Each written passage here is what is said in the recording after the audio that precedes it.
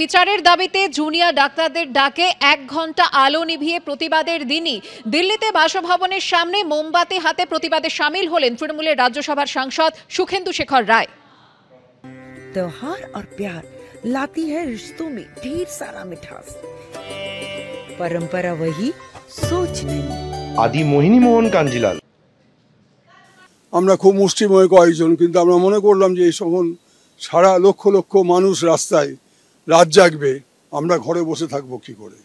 আমরা কি ঘরে বসে থাকতে পারি? আর আমার এই গত 21 দিন ধরে বারবার মনে হয়েছে যে মেয়েটি যখন শেষ নিঃশ্বাস ছাড়ছিল, ওই রকম একটা দানবিক অত্যাচারের পরে যন্ত্রণা ভোগ করতে করতে কি কষ্ট পেয়ে মেয়েটি মারা গেছে। হয়তো এই বার্তাটা দিয়ে গেছিল সমাজকে, যে এরপরও তোমরা চুপ করে থাকবে। তাই আমরা চুপ করে থাকতে পারি না, কোনো মানুষ চুপ করে থাকতে পারে না। তাই আমরা রাস্তায় নেমেছি। আজকে আমরা যে কজন আছি, আমি যদি একা থাকতাম আমি একা দাঁড়াতাম। ওই যে একটা কথা আছে না, তারিখ পে তারিখ, তারিখ পে তারিখ, তারিখ পে তারিখ, এটা আর চলতে দেওয়া যায় না, অনেক হয়েছে। আরজিকর মেডিকেলে তরুণী চিকিৎসককে ধর্ষণ খুনের ঘটনায় তথ্য প্রমাণ লোপাটের মতো বিস্ফোরক অভিযোগ তুললেন তৃণমূলের সাংসদ।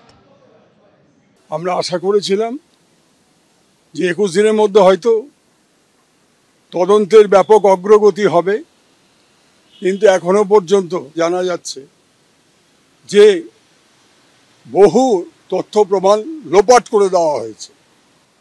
সুতরাং একটা পাপ চক্র কাজ করছে। এটা কোনো ব্যক্তি বিশেষের দ্বারা সংগঠিত অপরাধ নয়, এটা সুপরিকল্পিত সংগঠিত অপরাধ, যেখানে একাধিক ব্যক্তি জড়িত আছে এবং যাবতীয় তথ্য প্রমাণ লোপাট করার জন্য যথেষ্ট সময় তারা পেয়েছে, তাদেরকে সময় দেওয়া হয়েছে এবং এই তথ্য প্রমাণ লোপাট হওয়ার ফলে কেন্দ্রীয় তদন্তকারী সংস্থা একটু সময় নিচ্ছে। তবে একটা কথা বলি, ক্রাইম ডাজ নট পে।